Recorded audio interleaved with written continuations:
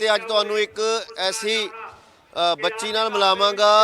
ਉਹਦੇ 'ਚ ਇੰਨੇ ਗੁਣ ਹੈ, ਇੰਨੀ ਵਿਦਿਆ ਹੈ। ਕਿਸਾਨ ਅੰਦੋਲਨ ਤੋਂ ਇਸ ਕਦਰ ਪ੍ਰਭਾਵਿਤ ਹੋਈ ਕਿ ਮਹਾਰਾਸ਼ਟਰ ਤੋਂ ਇਕੱਲੀ ਕਿਸਾਨ ਅੰਦੋਲਨ ਵਿੱਚ ਪਹੁੰਚ ਗਈ। ਇਹ ਵੀ ਨਹੀਂ ਪਤਾ ਸੀ ਕਿ ਕਿੱਦਾਂ ਮਦਦ ਕਰਨੀ ਹੈ ਕਿਸਾਨਾਂ ਦੀ, ਕਿੱਦਾਂ ਨਹੀਂ ਕਰਨੀ ਹੈ, ਪਰ ਜਜ਼ਬਾਤ ਬਹੁਤ ਵੱਡੇ ਸੀ। 28 ਸਾਲਾ ਇਹ ਪੂਨਮ ਰਾਠੀ मध्य प्रदेश तो चल के 10 दिन हो गए है। कभी किसी कोने से झाड़ू मारती मिलती है, कभी किसानों की सेवा करती मिलती है, कभी किसी लंगर च सेवा करती मिलती है। जज्बात बहुत बड़े है। हर एक व्यक्ति, हर एक बंदा, हर एक बच्चा, बीबी, भैन, औरतां इस अंदोलन में महायज्ञ में अपना हिस्सा पा रही। उन्होंने भावनावां बहुत वड्डियां ने। सो तुहानूं मिलांदे आ पूनम राठी नाल। पूनम, स्वागत है आपका डेली पोस्ट पंजाबी पे। जी नमस्कार। इधर आ जाओ।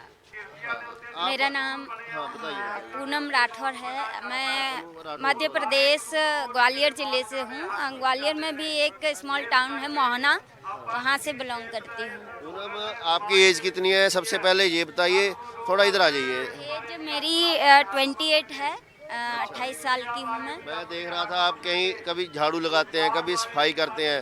पहले ये बताइए कि मध्य प्रदेश से कैसे आ गए और अपना परिवार के बारे में बताइए, और आप कितना पढ़े लिखे हैं, और ये सेवा भावना करने का मन कैसे, और अकेले चले आए और यहाँ कैसे रह रहे हैं, सब चीज़ों के बारे में विस्तार से। एक्चुअली मैं अभी मेरे दादाजी तो मेरे मम्मी पापा बचपन में ही एक्सपायर हो गए थे, मैं जब छोटी थी। लेकिन दादा दादी ने परवरिश की, और दादाजी मेरे बहुत सोशल थिंकिंग रखते थे। उन्होंने समाज के लिए सोचना सिखाया, उनसे सीखा, उनसे इंस्पिरेशन मिली। फिर एजुकेशन भी उन्होंने पूरा अपना प्रयास किया कि वो दे पाएँ जितना भी उनसे बना। एक टाइम पे एजुकेशन जो होती है यहाँ पर, मतलब समझ में आया कि मम्मी पापा बचपन से चले गए। मम्मी पापा मतलब जब मैं 9 साल की थी तब पापा एक्सपायर हो गए थे, और जब मैं 13 साल की थी तब मम्मी एक्सपायर हो गई थी। और जब से मम्मी एक्सपायर हुई थी, मम्मी को कैंसर हो गया था, तो मन में एक भावना थी कि मैं भी उस फील्ड में रिसर्च करूंगी, और जो मेरी माँ के साथ हुआ मैं कोशिश करूंगी किसी और के साथ ना हो। कितना पढ़े लिखे हैं पूनम आप अपनी पढ़ाई? जी मेरा MSc हो गया है जूलॉजी से, और B.Ed हो चुका है। 2015 में मैंने CTET भी क्वालिफाई किया।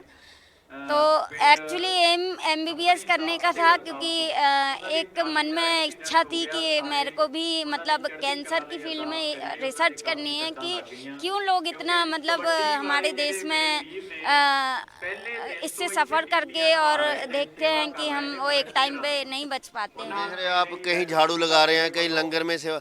सबसे पहले वहाँ से मध्य प्रदेश से यहाँ आने का कैसे मन में आया, और अपनी ज़िंदगी में कभी ऐसा आंदोलन देखा आपने? जी इससे पहले मैंने अपनी लाइफ में कभी इतना बड़ा, इतना अच्छा और इतना पीसफुल मूवमेंट मैंने अपनी लाइफ में कभी नहीं देखा। वहाँ से आने का कैसे मन बना ये? एक्चुअली एक टाइम पर मैंने स्टडी के साथ साथ भगत सिंह का मेरे को पढ़ने का मौका मिला। भगत सिंह को पढ़ा था। जी, शहीद आजम भगत सिंह। तो उनसे बहुत सारी चीज़ें मेरे अंदर एक प्रेरणा जो उन्होंने डाली कि हर तरह के जो आंदोलन समाज में हुए, उन्होंने उन आंदोलनों में छात्रों का एक बड़ा रोल रहा है। वो कहते थे कि जो भगत सिंह हैं वो उन्होंने कहा है कि छात्रों को काम सिर्फ पढ़ाई करना नहीं है, उस पढ़ाई के माध्यम से अगर वो समाज में कुछ बदलाव कर सकते, समाज में कुछ गलत हो रहा है उसके खिलाफ अगर वो बोलते नहीं हैं, तो ऐसी शिक्षा को हम निकम्मी मानते हैं। ऐसा भगत सिंह का मानना था। तो इतना बड़ा फैसला अकेले आ गए मध्य प्रदेश से, तो ये कैसे इतना बड़ा फैसला? लड़कियां तो डरती हैं। इतना बड़ा फैसला यहाँ के जो क्या देखा मैंने अभी तक, वहाँ उस साइड का जो माहौल है, इतना बड़ा जो बीड़ा पंजाब के किसानों ने उठाया, इससे पहले कहीं भी मुझे ऐसे देखने को नहीं मिला। यहाँ रहने की व्यवस्था होगी आपकी? अब रहने खाने जी यहाँ रहने का, खाने का सारा अरेंजमेंट यहाँ है, और जिस तरह का यहाँ का एक एनवायरनमेंट मुझे देखने को मिला है, मतलब मैं बहुत ज़्यादा इस चीज़ से खुश हूँ कि यहाँ के जो लोग हैं इतना सेवा भाव रखते हैं। मतलब किस तरीके से वो आंदोलन को आगे बढ़ाने के लिए वो अपनी हर तरह की सेवा दे रहे हैं, चाहे खाने पीने की हो, रहने का हो। इतने सारे भाई हैं, मुझे कहीं भी ऐसा अनसेफ फील नहीं हुआ कि लड़की हूँ तो अनसेफ फील हो। बने रहना हमारे साथ। ये देश की त्रासदी है। ਇਹ M.Tech ਟੈਟ ਪਤਾ ਨਹੀਂ ਕਿੰਨੇ ਟੈਸਟ ਕਲੀਅਰ ਕਰਕੇ 28 ਸਾਲਾਂ ਦੀ ਕੁੜੀ ਸਰਕਾਰਾਂ ਸ਼ਾਇਦ ਨਹੀਂ ਦੇਖ ਰਹੀਆਂ। ਇਹ ਮੱਧ ਪ੍ਰਦੇਸ਼ ਤੋਂ ਚੱਲ ਕੇ ਕੱਲੀ ਮਾਂ-ਬਾਪ ਬਚਪਨ ਚਲੇ ਗਏ ਸੀਗੇ, ਇੱਥੇ ਸੇਵਾ ਕਰ ਰਹੀ ਹੈ ਕਿਸਾਨ ਵੀਰਾਂ ਦੇ ਲੰਗਰਾਂ ਦੇ ਵਿੱਚ, ਟਰਾਲੀਆਂ ਵੀ ਸਾਫ਼ ਕਰਦੀ ਹੈ, ਝਾੜੂ ਵੀ ਕਟਕਾ ਮਾਰਦੀ ਹੈ। ਇੱਧਰ ਬਜ਼ੁਰਗ ਖੜੇ ਆ। ਬਾਪੂ ਇਹ 28 ਸਾਲ ਦੀ ਕੁੜੀ ਮੱਧ ਪ੍ਰਦੇਸ਼ ਤੋਂ ਚੱਲ ਕੇ ਕੱਲੀ ਆ ਗਈ, ਇੱਥੇ ਸੇਵਾ ਕਰ ਰਹੀ ਹੈ, ਹੁਣ ਬੀਬੀਆਂ ਨਾਲ ਰਹਿ ਰਹੀ ਹੈ।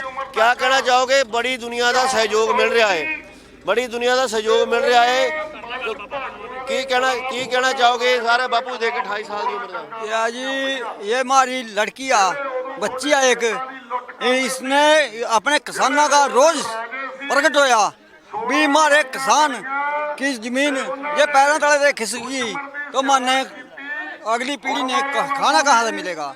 इस मोदी को तो ये नहीं सोचा भी अगली पीढ़ी के बारे में कुछ नहीं सोचा इसको, ये वानी डवानी इसके आगे हाँ, और कोई नहीं है इसके आगे। ਹੋਰ ਵੀ ਵੀਰ ਪੂਨਮ ਰੁਕੇ ਰਹਿਣਾ। ਦੇਖੋ ਲੈ ਕੇ ਹੱਥਾਂ ਵਿੱਚ ਸਲੋਗਨ, ਆਪਣੀਆਂ ਮੰਗਾਂ ਨੂੰ ਲੈ ਕੇ ਬੱਚੇ, ਨੌਜਵਾਨ, ਬਜ਼ੁਰਗ ਸਭ ਨਾਲ 28 ਸਾਲ ਦੀ ਇਹ ਗੁੱਡੀ ਮੱਧ ਪ੍ਰਦੇਸ਼ ਤੋਂ ਚੱਲ ਕੇ ਪੂਨਮ ਰਾਠੌਰ ਇੱਥੇ ਆ ਗਈ। 10 ਦਿਨ ਦਾ ਅਸੀਂ ਦੇਖ ਰਹੇ ਸੀ, ਕਈ ਲੋਕ ਸਮਝਦੇ ਸੀ ਸ਼ਾਇਦ ਮਿਊਨਿਸਪੈਲਿਟੀ ਦਾ ਕੋਈ ਵਰਕਰ ਹੈ, ਪੜ੍ਹੀ ਲਿਖੀ ਹੈ, ਵੱਡੀਆਂ ਵੱਡੀਆਂ ਡਿਗਰੀਆਂ ਹੈ। ਕਿੱਦਾਂ ਦੇਖਦੇ ਹੋ ਇਹਨਾਂ ਦੇ ਜਜ਼ਬੇ ਨੂੰ? ਔਰ ਦੇਖੋ ਸਾਡੇ ਕਿਸਾਨ ਅੰਦੋਲਨ ਦੀ ਇਹ ਪ੍ਰਾਪਤੀ ਹੈ ਕਿ ਸਾਰੇ ਮੁਲਕ ਤੋਂ ਜੋ ਅੱਛਾਈਆਂ ਨੇ ਉਹ ਇਕੱਠੀਆਂ ਹੋ ਰਹੀਆਂ ਨੇ, ਤੇ ਜਿੰਨਾ ਇਹ ਅੰਦੋਲਨ ਲੰਬਾ ਜਾਣਾ ਹੈ ਤਾਂ ਮੁਲਕ ਤੋਂ ਜੋ ਅੱਛੇ ਲੋਕ ਨੇ ਉਹ ਇਕੱਠੇ ਹੋਣਗੇ ਤੇ ਇਹ ਸਮਾਂ ਆਏਗਾ ਜੋ ਕਿਸਾਨ ਦੇ ਜਿਹੜੇ ਖੇਤੀ 'ਚ ਕਾਲੇ ਕਾਨੂੰਨ ਨੇ ਉਹ ਰੱਦ ਹੋਣਗੇ। ਅਸੀਂ ਹੈਰਾਨ ਆ ਇਸ ਗੱਲ ਦੇ, ਇਸ ਤਰ੍ਹਾਂ ਦੇ ਸਮਰਪਿਤ ਲੋਕ ਪੂਰੇ ਸਾਨੂੰ ਮਿਲ ਰਹੇ ਨੇ। ਬਹੁਤ ਇਸ ਤਰ੍ਹਾਂ ਦੇ ਦ੍ਰਿਸ਼ ਮਿਲ ਰਹੇ ਨੇ, ਤੁਸੀਂ ਸਕਰੀਨ ਤੇ ਦੇਖ ਸਕਦੇ ਹੋ। ਦੇਖਣ ਆ ਰਹੇ ਆ ਮਹਾਯੱਗ, ਸਰਦਾਰ ਵੀ ਆ ਰਹੇ, ਛੋਟੇ ਵੀ ਆ ਰਹੇ ਆ। ਸੋ ਸਰੀਰ ਤੋਂ ਆਵਾਜ਼ਾਰ ਜ਼ਰੂਰ ਕੋਈ ਹੋ ਸਕਦਾ, ਪਰ ਜ਼ਮੀਰ ਤੋਂ ਆਵਾਜ਼ਾਰ ਨਹੀਂ ਹੈ। ਇਹ ਦ੍ਰਿਸ਼ ਹੈ ਇਸ ਮਹਾਨ ਯੱਗ ਦੇ, ਕਿਸਾਨ ਯੱਗ ਮਹਾ ਅੰਦੋਲਨ ਦੇ। ਘਰੋਂ ਉੱਠ ਕੇ ਆ ਰਹੇ ਆ ਵੀਰ ਮੇਰੇ, ਉਹਨਾਂ ਨੂੰ ਲੈ ਕੇ ਆ ਰਹੇ ਆ, ਵਾਕਰਾਂ 'ਚ ਲੈ ਕੇ ਆ ਰਹੇ ਆ ਜਾਂ ਕਿਸੇ ਵੀ ਸੁਵਿਧਾ ਨਾਲ ਲੈ ਕੇ ਆ ਰਹੇ ਆ। ਇਹ ਦ੍ਰਿਸ਼ ਹੈ ਕਿਸਾਨ ਮਹਾ ਅੰਦੋਲਨ ਦੇ।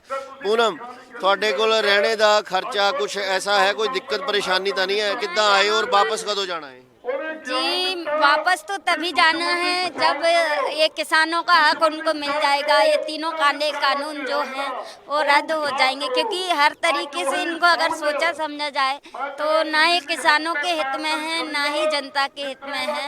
और आपने बताया दादाजी मेरे क्रांतिकारी स्वभाव के हैं, तो उनसे इंस्पिरेशन मिली आपको, तो दादाजी ने फोन पूछा नहीं करके ठीक है हमारी बेटी कैसे है? वो भी एक्चुअल में एक्सपायर हुए 8 साल हो गए हैं, लेकिन उनकी जो घर में कौन है पहले ये बताओ? मुझसे 2 बड़े भाई हैं, तो हालांकि वो जो मेरा जिस तरह का स्ट्रगल रहा है वो उनको पता है कि ये दादाजी ने इसको इतनी हिम्मत तो दे रखी है कि वो चले जाएगी। और मतलब मेरा जो मानना है कि यहाँ मूवमेंट में अगर जिसका भी ज़मीर जिंदा है वो आके शामिल होगा, क्योंकि इस मूवमेंट में शामिल होने के लिए किसान होना ज़रूरी नहीं है, इंसान होना ज़रूरी है, क्योंकि हर इंसान जो रोटी खाता है वो किसान से जुड़ा है। तो केंद्र सरकार को, प्रधानमंत्री जी को क्या मैसेज देना चाहोगे? जो हालात देख रहे हो, 100 से ज़्यादा किसान शहीद हो गए और हालात आपके सामने, भारी सर्दी में बुजुर्गों को बैठना पड़ रहा है, नौजवान बैठे हैं, बच्चे। यही एक जो मुझे देखने को मिला किसानों का जज्बा कि 100 से ज़्यादा जो किसान हैं वो शहीद हो गए हैं, उसके बाद भी डटे हुए हैं, उन पर लाठी चार्ज किया गया, उनका पानी की बौछारें की गई, उसके बाद भी वो डटे हुए हैं।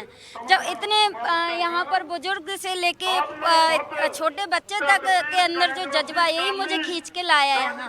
और इतने पर भी अगर गवर्नमेंट की आंखें नहीं खुल रही हैं तो मैं उनको कहना चाहूँगी कि आप कितनी और जानें लेना चाहते हैं, आप ऐसा मत कीजिए। और ये जो काले कानून हैं ये ना हमारे हित में है, ना छात्रों के हित में, ना जनता के, ना किसानों के।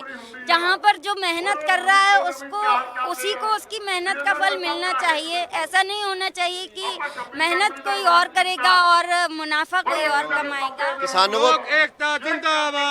को पहले बताया गया कि इनको कुछ समझ नहीं है, किसानों को कुछ पता नहीं है। खैर ये तो दुनिया जान गया कि किसान में कितनी नॉलेज है, कितना तजर्बा है और कितनी शक्ति दी है परमात्मा ने। आप तो पढ़े लिखे हो, आप ही केंद्र सरकार को एक और संदेश दे दो।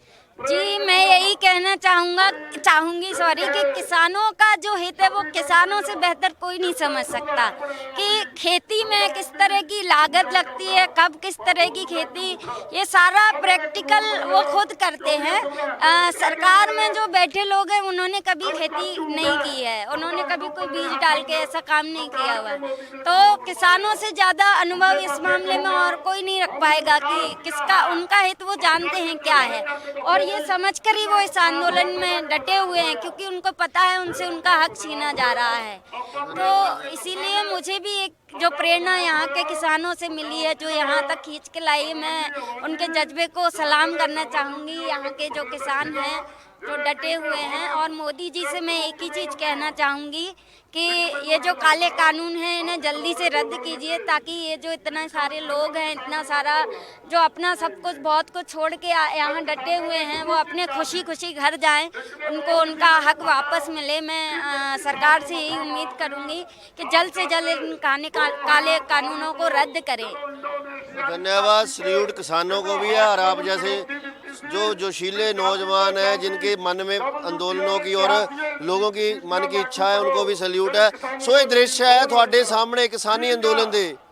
28 ਸਾਲ ਦੀ ਬੱਚੀ ਮੱਧ ਪ੍ਰਦੇਸ਼ ਤੋਂ ਆ ਗਈ, ਝਾੜੂ ਕੜਕਾ ਕਰ ਰਹੀ ਹੈ, ਲੰਗਰਾਂ 'ਚ ਸੇਵਾ ਕਰ ਰਹੀ ਹੈ, ਕਹਿੰਦੀ ਮੈਂ ਉੱਦਾਂ ਹੀ ਮੁੜਾਂਗੀ ਜਦੋਂ ਇਹ ਕਿਸਾਨੀ ਅੰਦੋਲਨ ਜਿੱਤੇਗਾ। ਦਾਦਾ 8 ਸਾਲ ਪਹਿਲਾਂ ਚਲਾ ਗਿਆ, ਮਾਂ-ਬਾਪ ਉਦੋਂ ਚਲੇ ਗਏ ਜਦੋਂ ਇਹ ਆਪ ਖੁਦ 8 ਸਾਲ ਦੀ ਸੀਗੀ, ਪਰ ਜੋ ਬਜ਼ੁਰਗਾਂ ਤੋਂ ਇਹਨੂੰ ਸਿੱਖਿਆ ਮਿਲੀ ਸੀ, ਇਹਦਾ ਜ਼ਿੰਦਗੀ ਭਰ ਜੀਵਨ ਸੰਘਰਸ਼ ਵਿੱਚ ਗੁਜ਼ਰਿਆ ਸੀ, ਉਹ ਸਾਰੀਆਂ ਚੀਜ਼ਾਂ ਆਪਣੀ ਵਿਰਾਸਤ ਲੈ ਕੇ, ਆਪਣੀ ਜਿੰਨੀ ਸਮਰੱਥਾ ਲੈ ਕੇ ਇਸ ਅੰਦੋਲਨ ਦੇ ਵਿੱਚ ਆ ਗਈ ਹੈ। ਸੋ ਤੁਹਾਨੂੰ ਐਸੀਆਂ ਸ਼ਖਸੀਅਤਾਂ ਦੇ ਨਾਲ, ਐਸੇ ਜਾਂਬਾਜ਼ਾਂ ਦੇ ਨਾਲ ਜਿਨ੍ਹਾਂ ਦੇ ਅੰਦਰ ਜਿੱਦ, ਜਜ਼ਬਾ, ਜਨੂਨ ਔਰ ਸਬਰ ਮੌਜੂਦ ਹੈ, ਮਿਲਾਉਂਦੇ ਰਹਾਂਗੇ। ਫਿਲਹਾਲ ਕੈਮਰਾਮੈਨ ਕਮਲ ਦੇ ਨਾਲ ਸਿੰਘੂ ਬਾਰਡਰ ਦਿੱਲੀ ਤੋਂ ਗੌਰਵ ਰਾਣਾ ਦੀ ਰਿਪੋਰਟ।